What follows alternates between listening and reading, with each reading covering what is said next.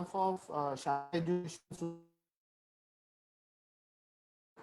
I welcome one and all for today's very interesting session. It's a privilege for all of us that introduce us Advocate Aniket Ujwal Nikam sir, who is going to talk on a very different topic, very unique topic, that is the death sentence and its jurisprudence. We all know that when we talk about death sentence, there is an element of sentiments which have been attached when it comes from public perspective. But when we talk about law, the perspective is completely different. We as law professionals and students, we have to understand the death sentencing from a legal point of view, the jurisprudence of the same thoroughly before we go and advocate any of the punishments or rather death sentencing. And therefore, on behalf of Sharda Education Society's Anand Vishwa Gurukul College of Law, I welcome Advocate Aniket Nikam sir. And before I hand over the session to Aniket sir, I request Professor Amruta Karalkar madam to kindly introduce Aniket Nikam sir. Amruta madam. Thank you so much, sir. Good morning, one and all. It's my really very privilege to introduce and honor to introduce our today's guest speaker, Advocate Aniket Nikam sir. Advocate Aniket sir has completed his master's in law from the New York University School of Law. Sir is currently practicing in Bombay High Court and Supreme Court of India. Sir is practicing on the criminal side of law. Sir has appeared for Ministry of Defense in the Adarsh housing scam before the Judicial Commission set up by the government of Maharashtra. Sir has secured anticipatory bail for the leader of opposition, Dhananjay Munde. Sir has also secured anticipatory bail for the Bollywood actress Shilpa Shetty and Raj Kundra. Sir has successfully conducted and secured acquittal for the Nationalist Congress Party MLA Suresh Lal. Sir has appeared for the then Transport Minister Mr. Gulabrao Devkar in the Gharkul housing scam. Sir has also appeared in the matter of Sanam Hassan and successfully secured the orders from the Honorable Bombay High Court in the transferring the investigation of Sanam Hassan death case to CBI. Sir has also appeared for the Bollywood actress Miss Deepika Padukone in the matter of quashing of FIR registered against her. Sir secured acquittal for actor Vidyut Jamwal in an assault case and defended Nana Patekar in the Me Too case filed by Tanushree Datta. Thank you so much, and over to you, Pradhan sir.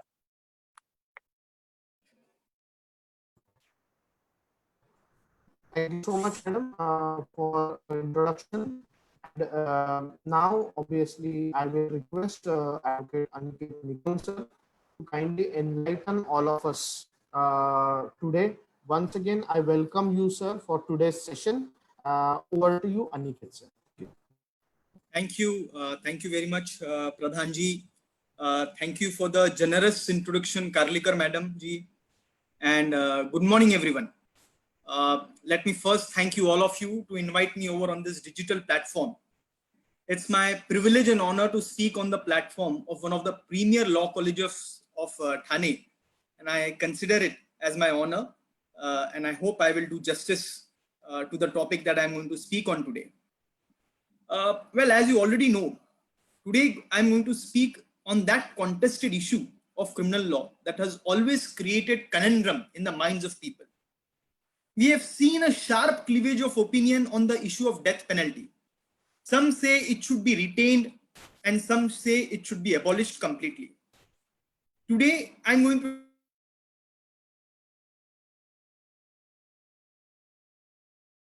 why, in my personal opinion, the retention of this penalty on our statute books is extremely necessary and perhaps the need of time as well.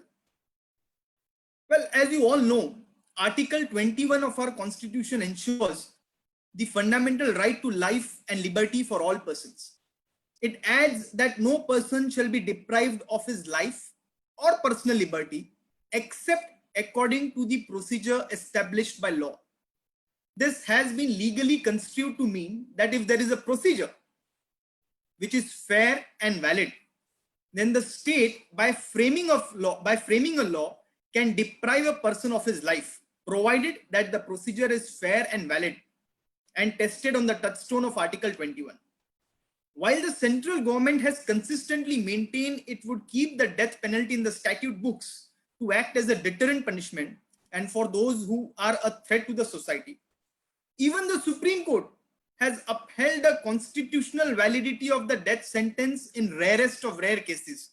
And I would discuss how the Supreme Court has dealt with this concept of sentence several decades earlier. At the outset, let me also tell you that in an offense punishable with life or death, life sentence is a rule while death sentence is an exception. I'm aware that several of our viewers would be law students of this law college. So let me tell you a little bit of how the law has evolved really and what the law that was there earlier. Couple of decades ago, this was not what the law was.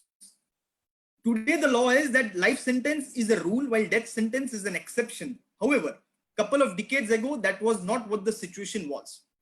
Earlier, for offenses where the death penalty was an option as a sentence, Section 367 subclause 5 of the old Code of Criminal Procedure required courts to record reasons where court decided not to impose a sentence of death.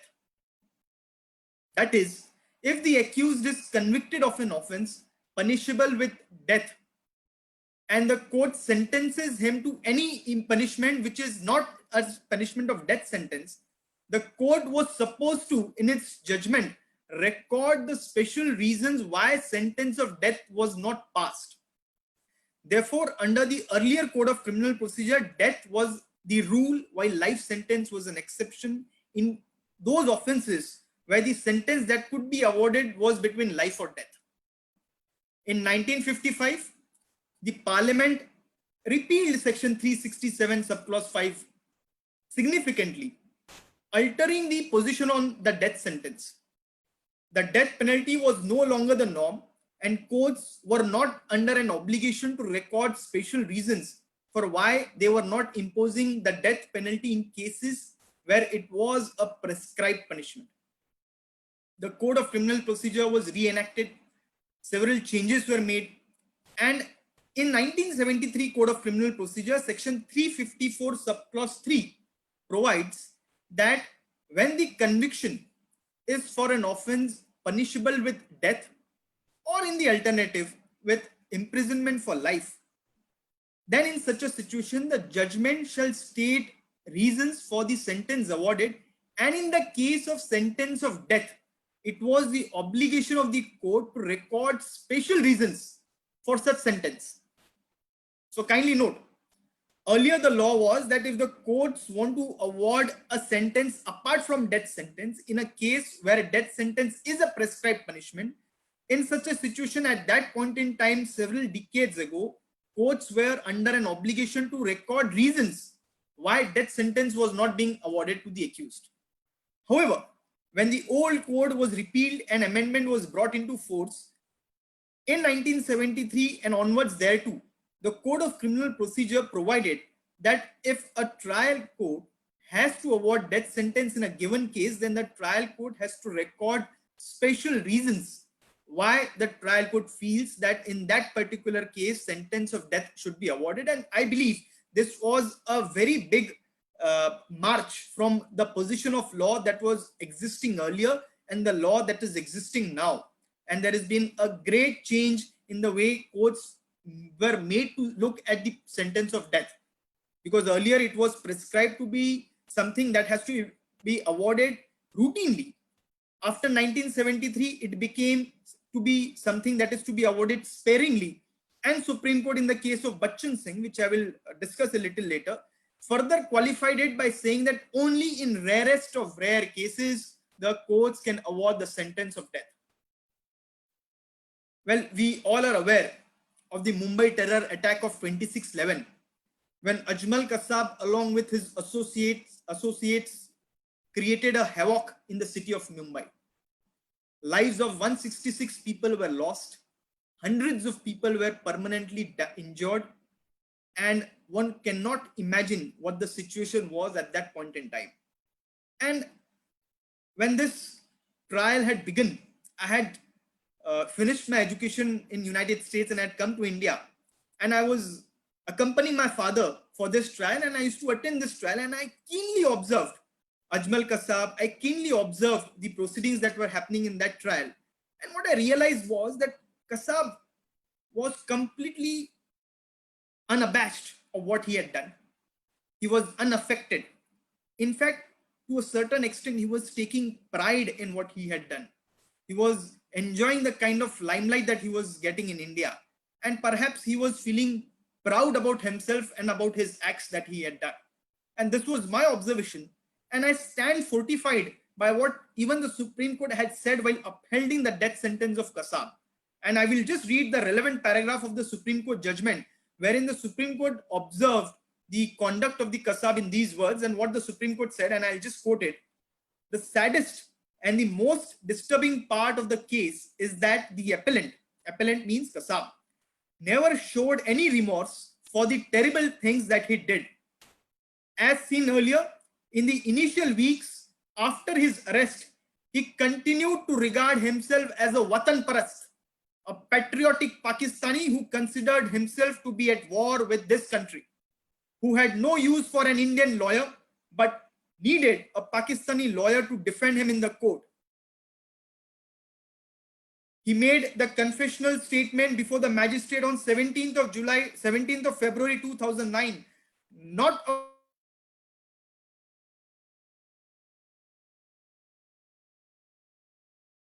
He told the magistrate that he wanted to make the confession to set an example for others to become fidain like him and follow him in his deeds. Even in the course of trial, he was never repentant and did not show any sign of any contrition. The judge trying him observed about the lack of any remorse on the part of the accused. The High Court too has noticed that the appellant has not shown any remorse or any regret. This, to our mind, forecloses the possibility of any reform or rehabilitation of the accused. The alternative option of life sentence is thus unquestionably excluded in the case of Kasab, and death remains the only punishment that can be given to him. And I unquote. This is what the Supreme Court had observed in the case of Kasab while upholding the death sentence of Kasab. Friends, we have seen terror cases. We have seen brutal murders. We have seen the incident of gang rape on the night of 16th of December 2012 in the capital, which shook the collective conscience of our nation. Nirbhaya was done to death in the most gruesome and diabolical manner. The inhuman act of all those those 5 accused persons cannot be described in words. We live in a civilized society where law is supreme and the citizens enjoy a sacrosanct, sacred, fundamental rights. But when the incident of gang rape, like what happened in Delhi in 2012, takes place in our country, it causes ripples in the conscience of our nation and our society. And we ponder, we think as to how humans can tend to act so inhumanly, that their conduct is so vicious, so barbarous, so inhuman that even it would put animals to shame. And such are the cases which I believe are those in which death sentence and death sentence alone is the punishment that can be awarded to these accused persons, because they do not have even one iota of humanity left in them. We have seen incidents of gang rape followed by a cold-blooded murder of a minor girl, and further followed by disrespect to the body of the victim. We have seen innocent minor children, unarmed persons, hapless women, old and infirm persons have been killed in a brutal manner by persons in dominating position. And in all such cases, the accused persons have shown no remorse, have shown no regret, have shown no repentance. They have shown no signs of any reformation. Where it is established that the accused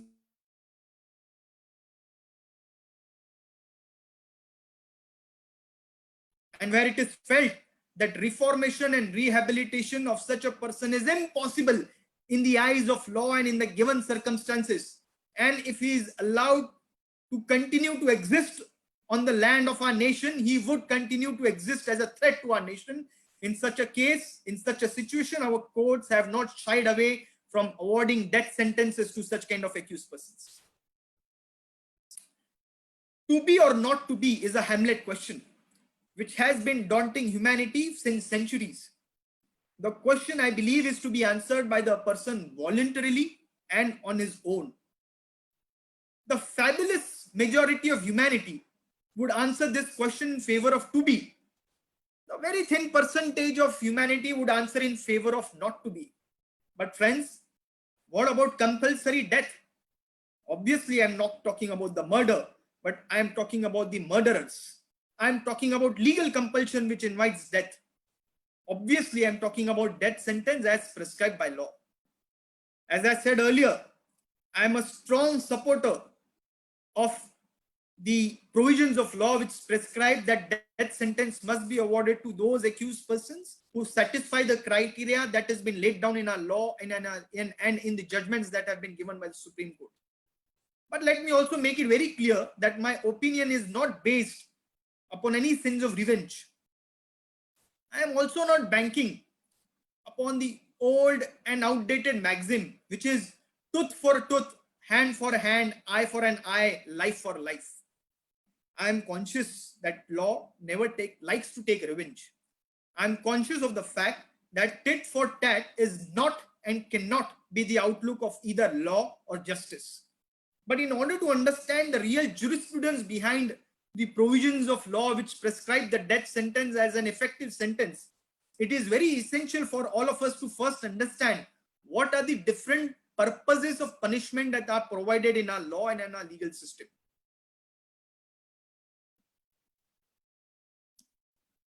It is all right that everyone agrees that no offense shall go unpunished, and yet, as a student of jurisprudence, we must concentrate on why behind any sentence. Why this one to the exclusion of the other is no doubt a matter of reasoning. Why death penalty to the exclusion of life sentence is no doubt a matter of reasoning. However, this reasoning has to be confined to the well-established 4 principles of punishments, which are: number 1, deterrent purpose of punishment; number 2, reformative purpose of punishment; number 3, preventive purpose of punishment; and number 4, retributive purpose of punishment. In the deterrent, reformative, and preventive purpose of punishments, it is always the accused who is alone to be considered by the court. While in the retributive theory of punishment, it is the victim of the offense, his or her heirs, relatives, and the society in general who are to be considered and kept in mind. So there are 4 purposes of punishment: deterrent, reformative, retributive, and preventive. When it comes to deterrent, reformative, and preventive, it is the accused who is kept in mind, while when it comes to retributive, it is the family of the victim and the society in general who are to be kept in mind while considering this purpose.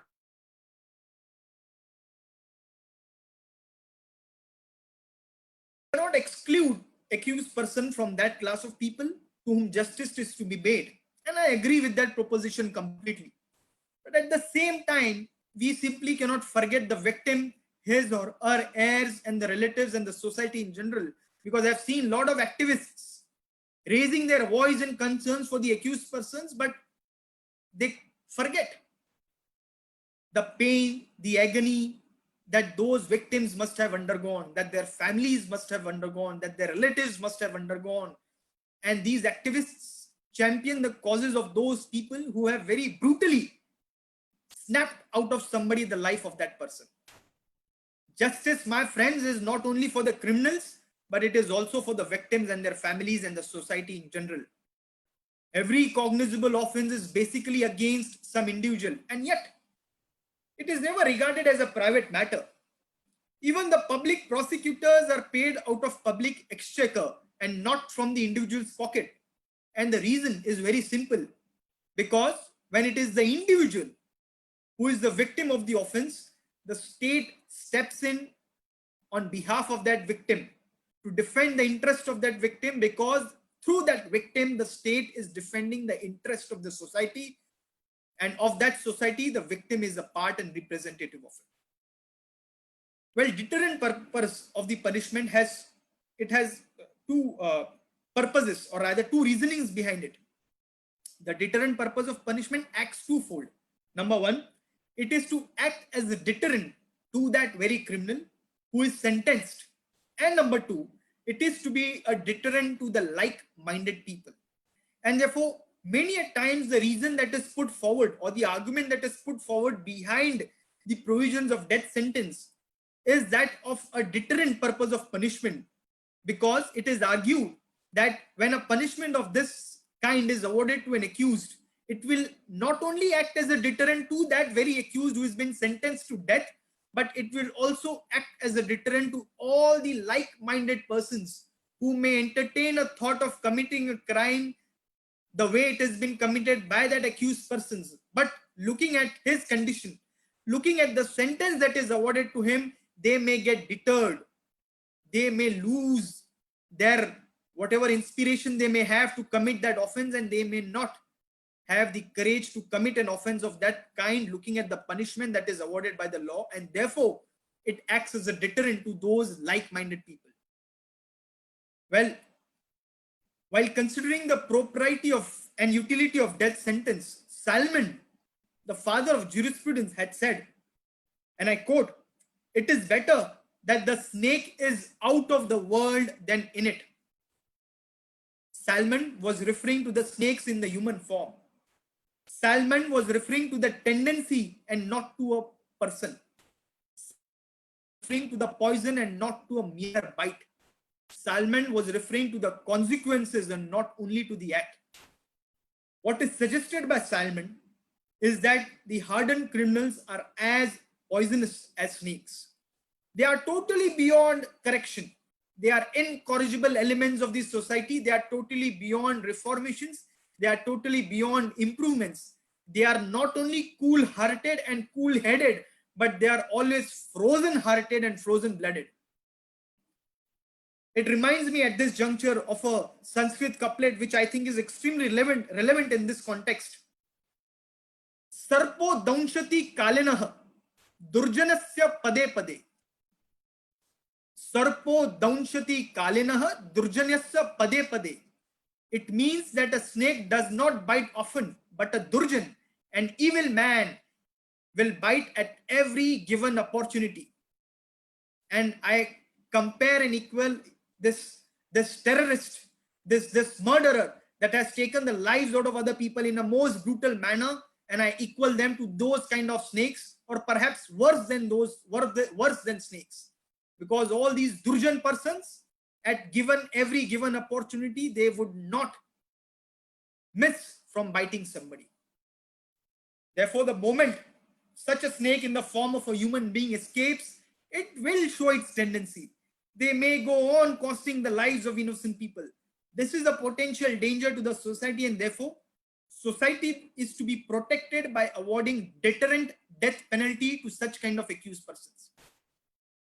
The terrorists who causes lives of hundreds of persons in one blast must necessarily be sent out of this world if we do not want to jeopardize the lives of hundreds of other persons.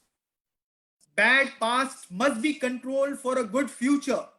And I think afternoon knows what the morning never suspected. And therefore, it is very essential that persons like professional murderers, terrorists, causing deaths in lot, solely with a view to disturb the fabric of our society, the stability of our nation, do not have a right to live in this country.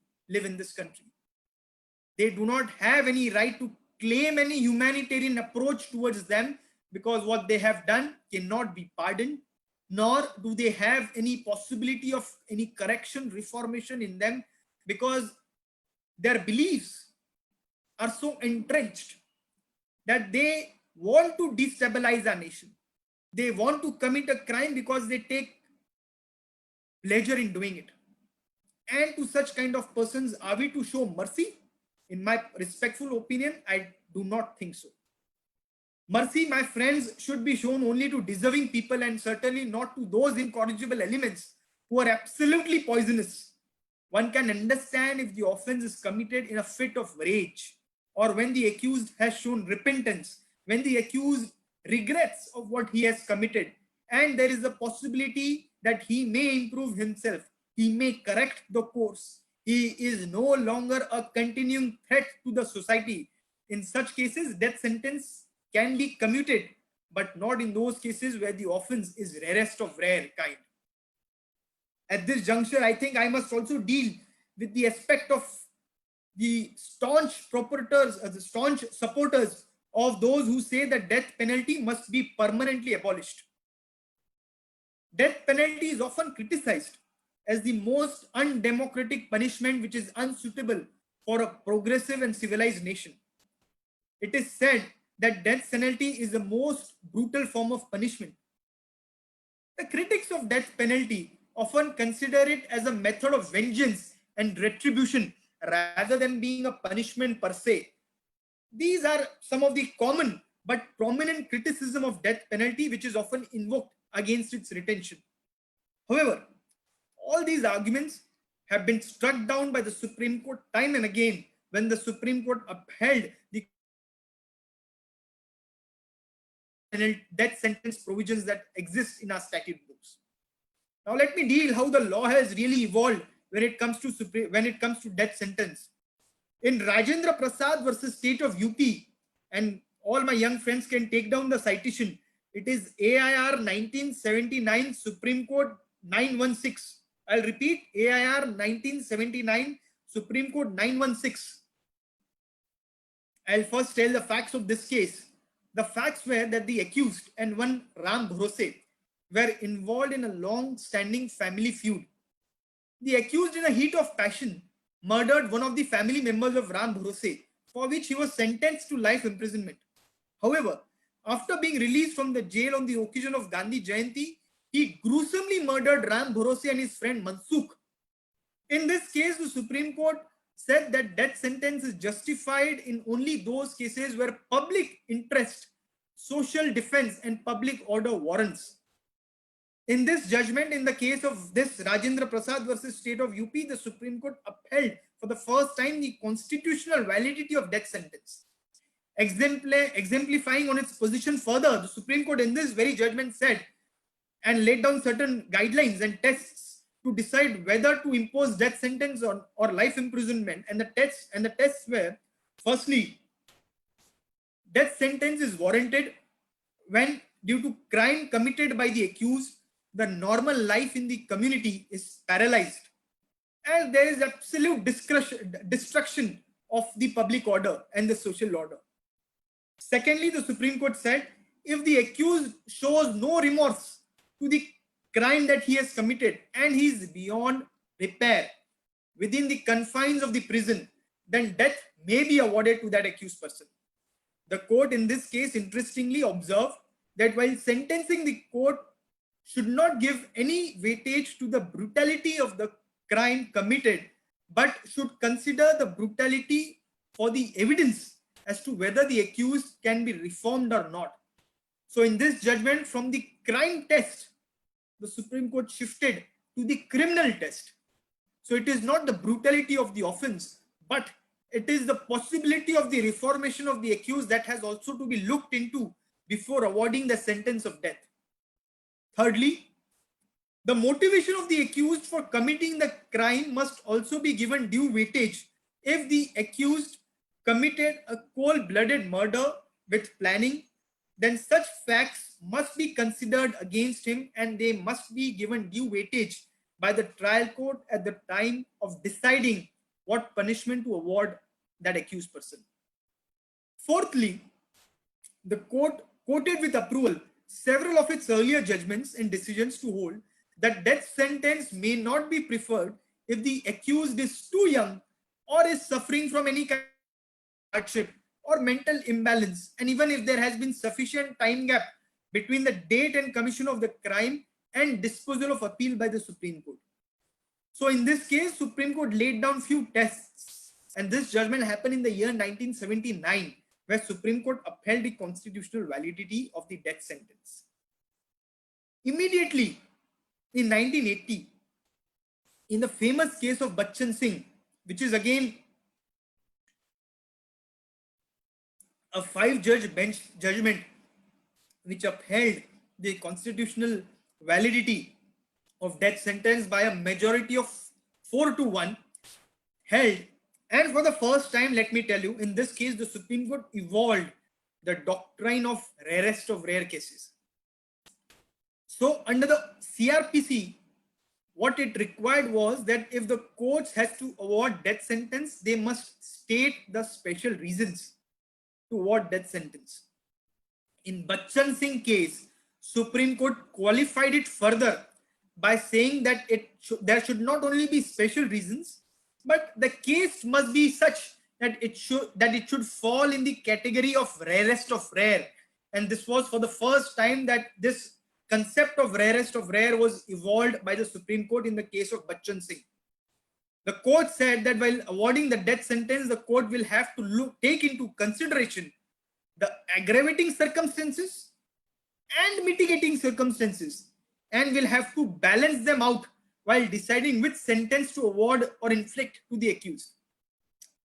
So aggravating circumstances means all those circumstances which go against the accused persons, and mitigating circumstances means those circumstances which are in the favor of the accused persons. And the list is too long.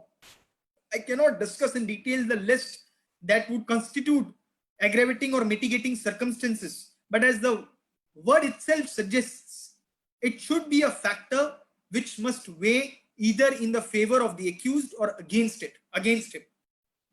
Now,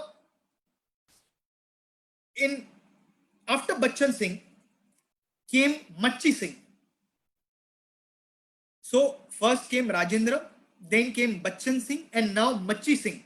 In Machi Singh, the facts, let me also tell you the facts, and these facts are extremely gruesome and brutal. The facts were that Machi Singh, along with his 11 other associates and companions, had murdered 17 persons belonging to the family of one Amar Singh due to some family feud. There was a long-standing animosity, feud between the two families, and Machi Singh took revenge and killed 17 people. He was awarded death sentence, which was confirmed by the Supreme Court.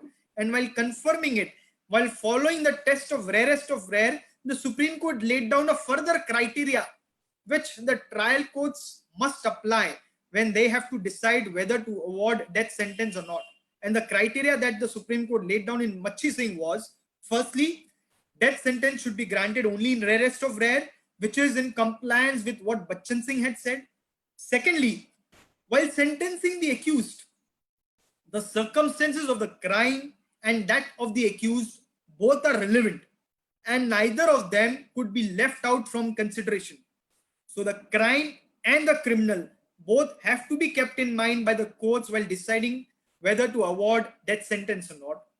Thirdly, the fundamental guiding principle is that death sentence is exception to the general principle of awarding life sentence, and hence it should be used only in sporadic cases where the facts and circumstances warrants nothing but the death of the accused, and any other punishment would really not do justice in that case.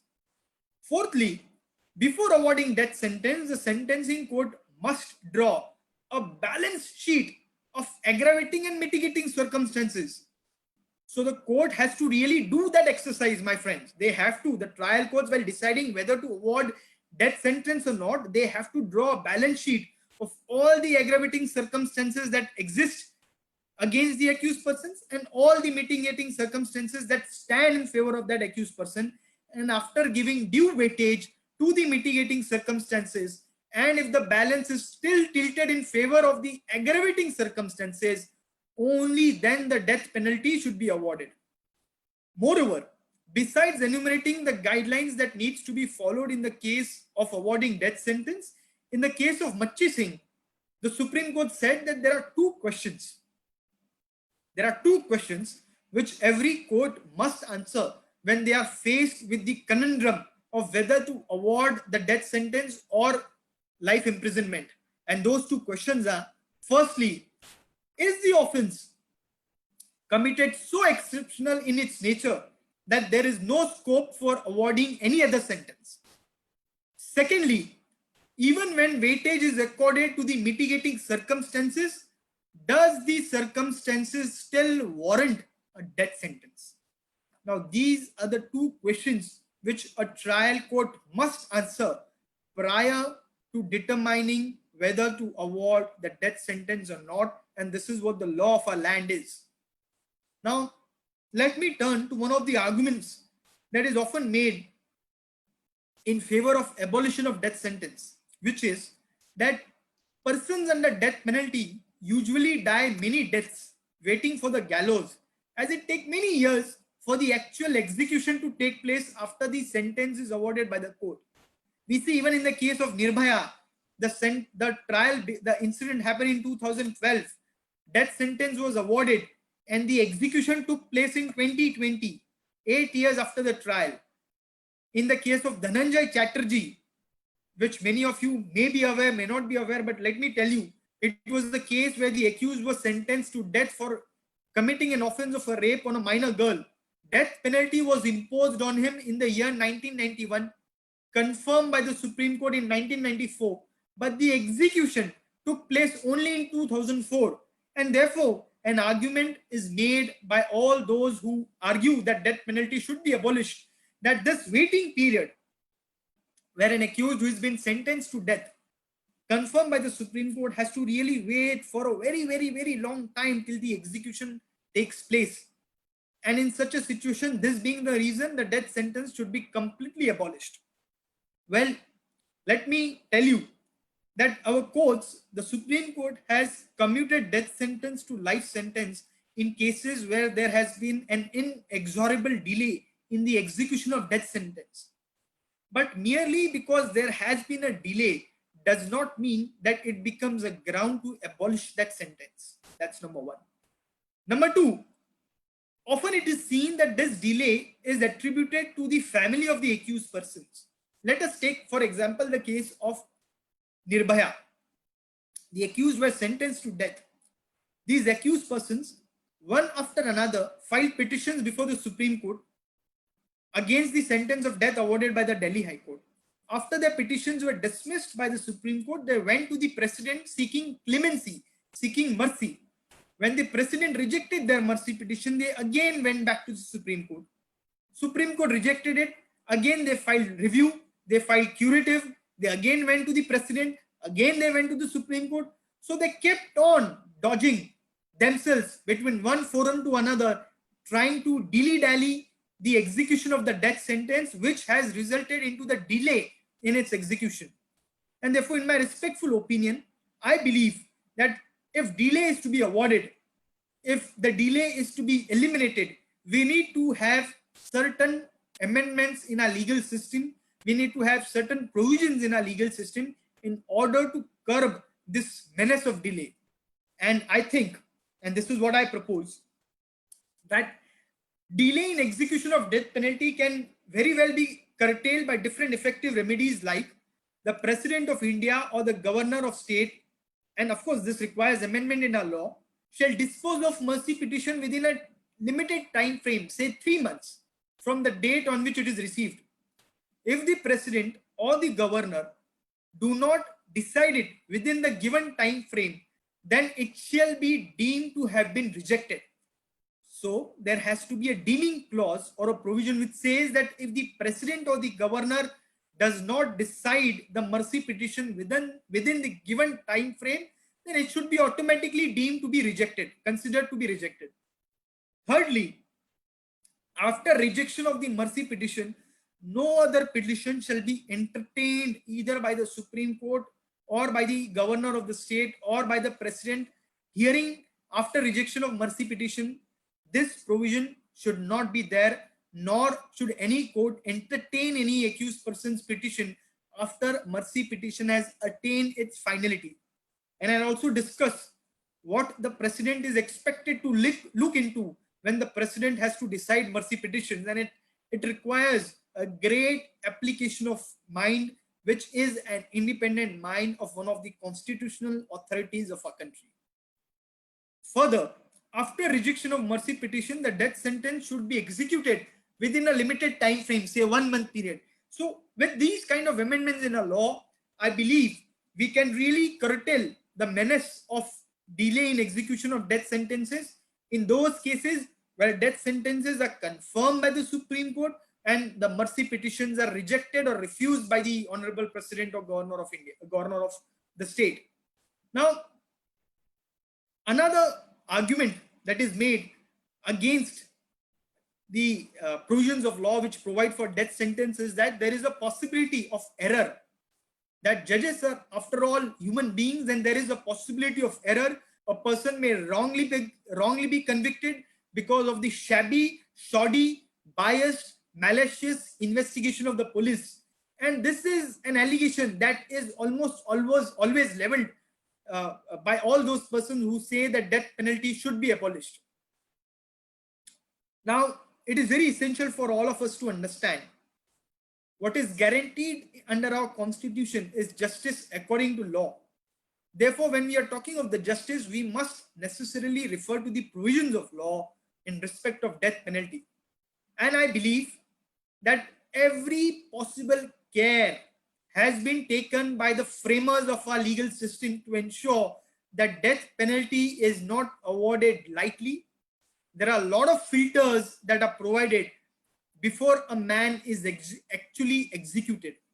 And let me just take you through it. Let me just run you through it.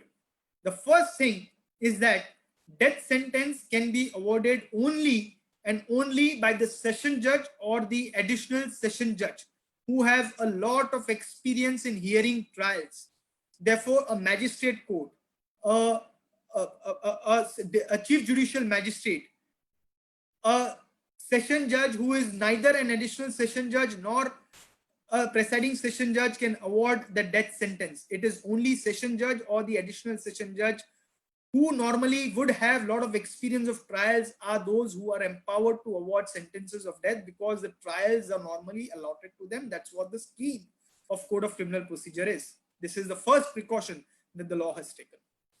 Thereafter, if we see section 235 of Code of Criminal Procedure, which deals with judgments of acquittal or conviction, under section 235 of CRPC, where the accused is convicted, the judge shall hear the accused on the question of sentence and then pass the sentence in accordance with law. So what section 235 subclause 2 of CRPC mandates that if the judge is of the opinion that the accused is guilty, the judge is under an obligation to hear the advocate of the accused or the accused himself on the point of sentence. And at this juncture, the accused or his advocate can lead evidence to show that this is not a case where he could be awarded death sentence. At this stage, the accused can bring to the notice of the court the mitigating circumstances in favor of the accused by leading evidence. And therefore, I believe this is a very important provision in law which provides an enormous opportunity to an accused person to lead evidence, to bring it to the notice of court, why in that particular case he does not deserve to be awarded with the sentence of death. And that is what 235(2), it imposes a sacred duty on the court to hear the accused on the question of sentence and only thereafter pass the sentence on him in accordance with law. In fact, our courts have taken a view that if this formality is not followed, then the sentence is illegal, and the courts have remanded the matter back to the lower courts for the purpose of hearing the accused on the point of sentence. Apart from this, under section 354 subclause 3 of CRPC, the trial courts or the courts who are awarding the sentence of death are under an obligation to record special reasons for awarding the sentence of death. So if a judge is of the opinion that this is a case which deserves a sentence, that of death penalty, then the trial court in its judgment has to record special reasons for awarding that sentence of death. And our judgments in Supreme Court have further qualified it that these special reasons must exist only in rarest of rare cases. So this is a further qualification which narrows down the scope or leverage of awarding the death penalty to an accused. Now, the statutory duty, my friends, to state special reasons under section 354 subclause 3 of CRPC can be carried out only if the hearing on sentence under section 235 subclause 2 CRPC takes place.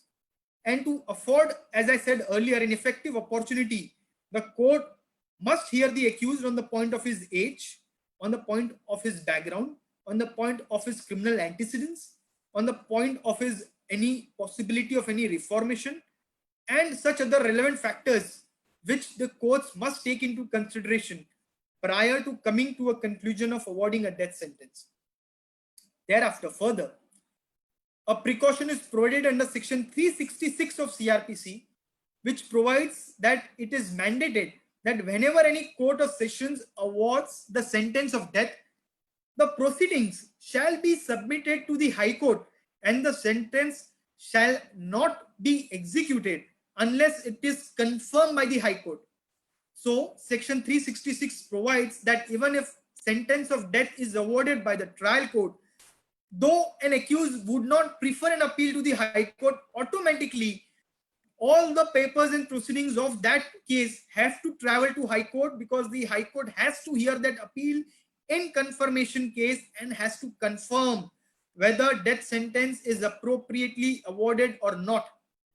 Even thereafter, even after the death sentence is upheld by the High Court, our legal system provides that an accused can prefer an appeal to the Supreme Court even by way of a letter, and the legal aid committee would defend that accused in Supreme Court. And I have seen myself senior advocates taking the cause of those accused persons who have been sentenced to death, who do not have financial ability to engage a senior lawyer.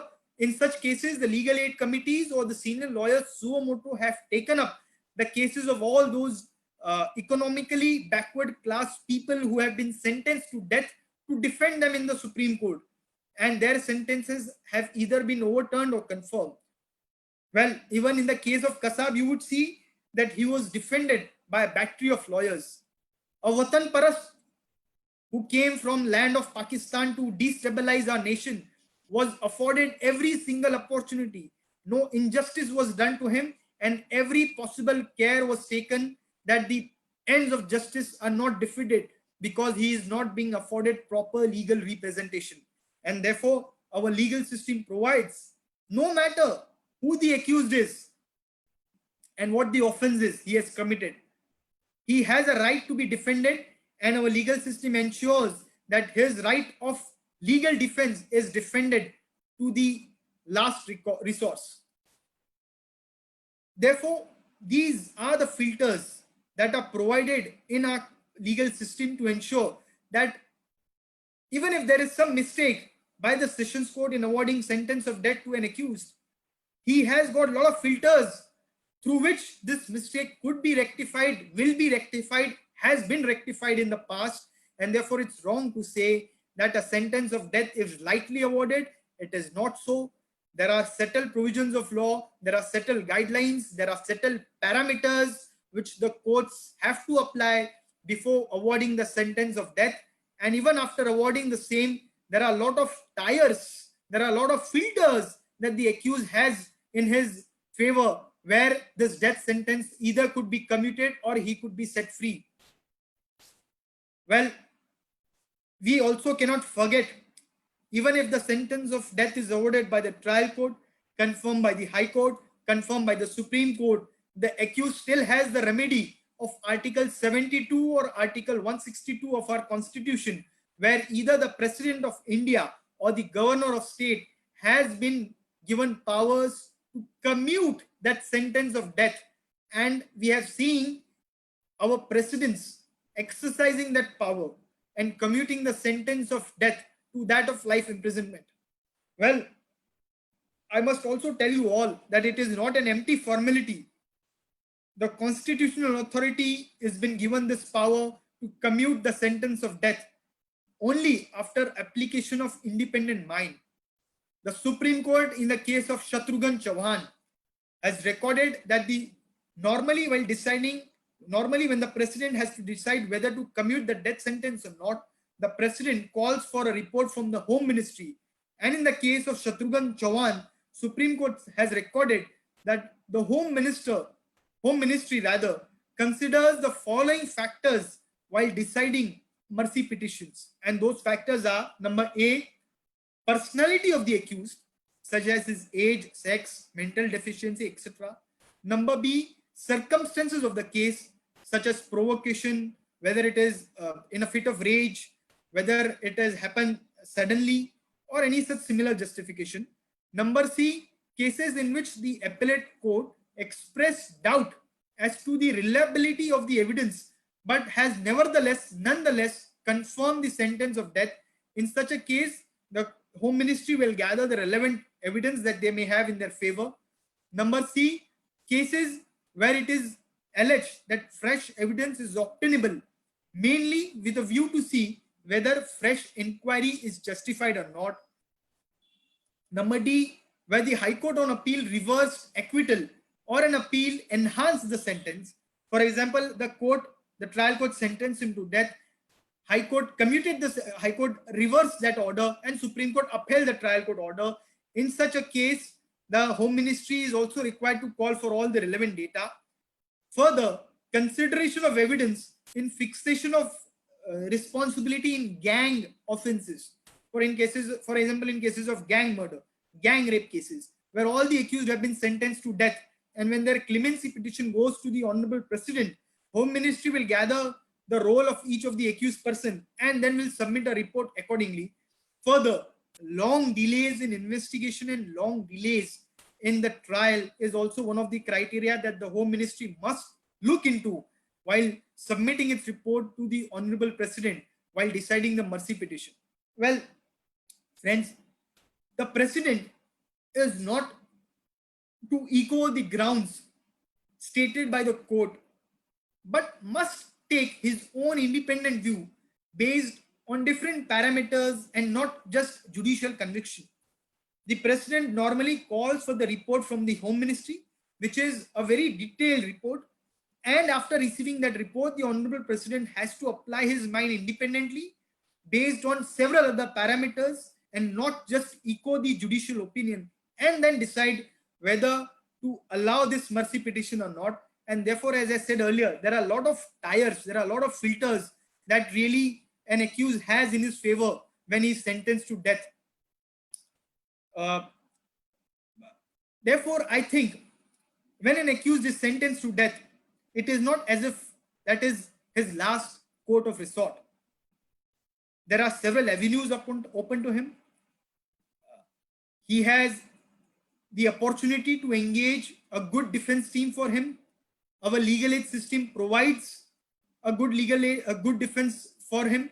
And therefore, in such a situation, I feel that a person who has committed a brutal offense, which is established beyond shadow of any reasonable doubt in courts of law, our law still protects the right of that accused person by giving him effective representation, by giving him all the possible opportunity to defend himself. I, for one, always feel that in case a rule of law is to be most effective, then the law must be omnipotent for all the given times. In just and suitable cases, friends, I believe, and this is my personal opinion, you may agree, you may disagree, but we can agree to disagree, that criminals must be sent out of this world when they reflect a tendency which would even put animals to shame, when they reflect no iota of any reformation, of any repentance, of any regret, of any remorse. I believe if the innocent lives are to live a happy life, all such criminals who commit such kind of offenses which are unpardonable in nature, which are extremely inhuman. When the crime and the criminal is nothing but a blot on humanity, then these criminals lose the right to claim themselves any humanitarian life and right. I believe if rule of law is to sustain, then we must take stern actions in order to see that this society is a society where we can expect our future generations to live happily. With this, I conclude. Thank you very much. You were a fantastic audience, and I hope I could do justice on the topic that I was asked to speak on. Thank you very much.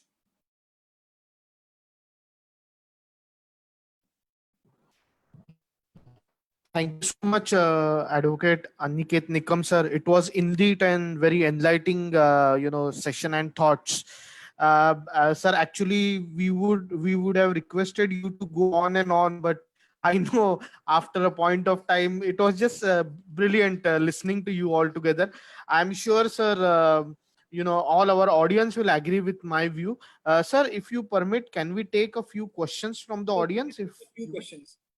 okay, okay, okay. At something at Uh, 12, we can take 2-3 questions. Yes, sir. Yes, sir. Definitely. Thank you, sir. Abhinandan has a question. Abhinandan, I'm just unmuting you. Yes, Hello. Abhinandan.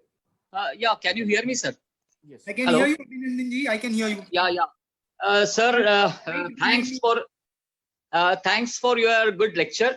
And I believe you are carrying the legacy of the surname of the Nikam, which has got influence on the Maharashtra. And we are highly obliged to your father also, who has got converted so many good sentences for the society. Sir, but don't you feel, my question is an international question. In the case of the Saddam Hussein, he was sentenced to the death. And if you have seen his speech, particularly while defending himself by not any advocate, but by himself. And unfortunately, he has been sentenced to the death by American government. And simultaneously, there are two questions. One thing is the part of the role of the judges, where even if you see the ज्यावेळेला पंजाब मधली एक case होती ज्याच्यामध्ये Punjab golden temple आहे hello golden temple where Arun Vaidya has given the judgment, and unfortunately he has been assassinated. So what do you think, sometime whether the law is getting influenced by the other parameters also, and the person who is giving the judgment? And another thing, being a law student, if you see the Socrates around 2000 years back, he was also sentenced to the death. So what are your views about this? See, first I'll answer your first question first. Thank you, first of all, for your generous comments on my father's work. Thank you. I'm obliged and honored. Abhinandanji.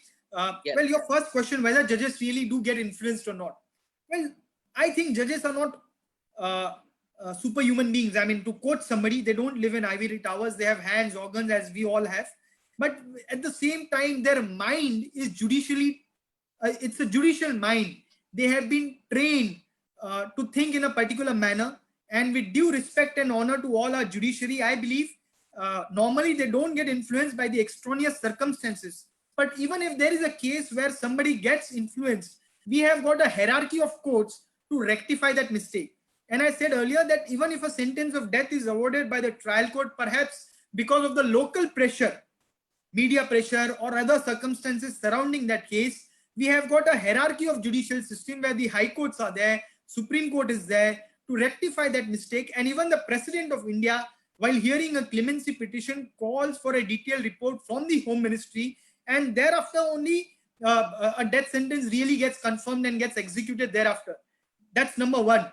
Number two, you said that Socrates was sentenced to death 2000 years ago. Well, what happened 2000 years ago, I do not really want to comment, because we have to see the way system is existing right now. As I said earlier to the amendment to the Code of Criminal Procedure, prior to 1973, the courts were required to give special reasons when they were not awarding the death sentence in a case where death sentence was an option as a punishment. However, after 1973, the law changed completely. And after 1973, the courts have to state special reasons to award a death sentence. So it is not as if it's a very routine exercise to award death sentence. There is a lot of thinking that goes into. There is a lot of judicial exercise that goes into. And I don't think sentences of death are awarded lightly, nor do I think that they are awarded routinely, nor do I think that judges get affected by what happens in the society when they are dealing with a case of death sentence. Of course, let me also tell you, in the case of Bachchan Singh and Machi Singh, the Supreme Court did say that if the society is shocked, if the offense is such that it will shake the national conscience of our society, then that is a factor that courts must take into consideration. Even in the case of Nirbhaya, the courts quoted with approval the judgment of Bachchi Singh and Machi Singh and said that this is a case, these are the facts which really shock the conscience of our nation, and this is a case which is a reflection about how women have become insecure in our country. Yeah, thank you, sir.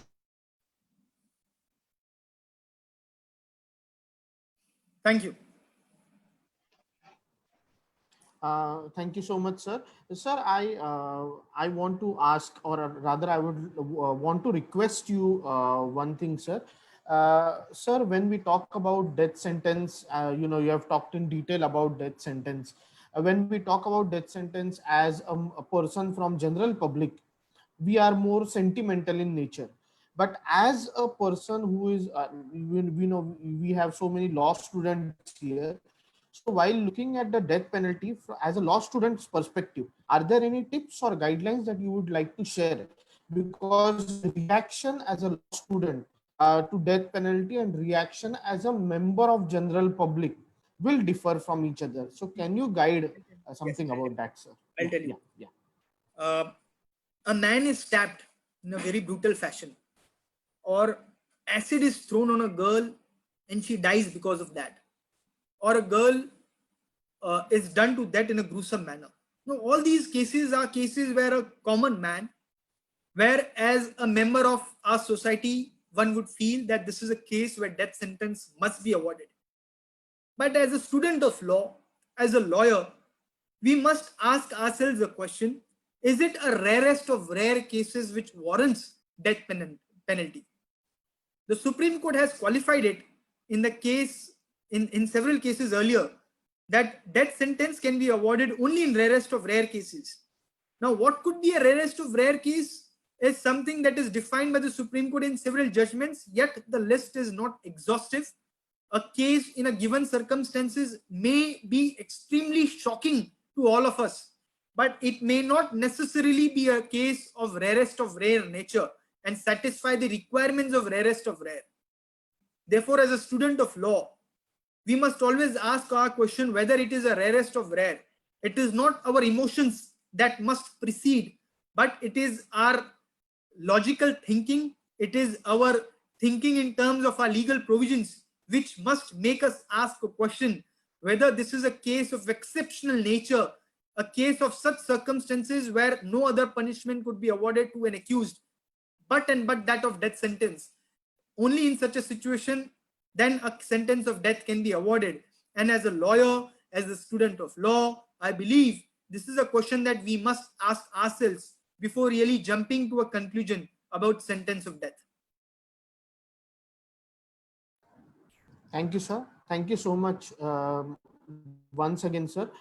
We will now go to the concluding part. Sir, just before we go for the vote of thanks, I would like to highlight that Anand Vishwa Gurukul College of Law has started the practice that every student who is new, who has not spoken before, they are in the opportunity for proposing the vote of thanks through this Zoom. So I do apologize if there is any mistake, because they are going to speak. They are young. They are young minds of our country. They are the future of our nation. It's only with training, exercise, and experience that they would continue to be the strong pillars of our country. I mean, we must take pride in what they do. Thank you, sir. So today I am going to ask Komal Gogad. She is a student of FY LLB, to kindly propose the vote of thanks. Komal, I am unmuting you. Please accept the request and you can start the vote of thanks. Thank you. Thank you, sir. Good afternoon, everyone. I, Komal Gogad, student of FI LLB, on behalf of Anand Vishwa Gurukul College of Law, Thane, extend my sincere gratitude to our privileged speaker, Advocate Aniket Nikam, sir, for enlightening us on today's topic of death and its jurisprudence. I'm sure the knowledge and the experience he shared with us will not only benefit us in our academics, but also in our professional era. Once again, thanks a lot, sir. I also take this opportunity to hereby express my sincere thanks to our President of Sharda Education Society, Shri Vilas Chuse Sir, Secretary Dr. Pradeep Dhaval Sir, Treasurer Shri Akshar Parasni Sir, all other trustees, and also our Principal Sir, Advocate Suyash Pradhan Sir, as well as the faculty members of our college for taking all the pains, even in this pandemic, to keep us thoroughly updated by arranging these kinds of webinars. Last but not the least, I would thank all our viewers for attending today's session. With permission of our principal, sir, I declare the end of today's session. Good day, stay safe and stay healthy. Thank you. Thank you, sir. I'm ending this session, so the window will get closed. Thank you. Thank you. Yeah.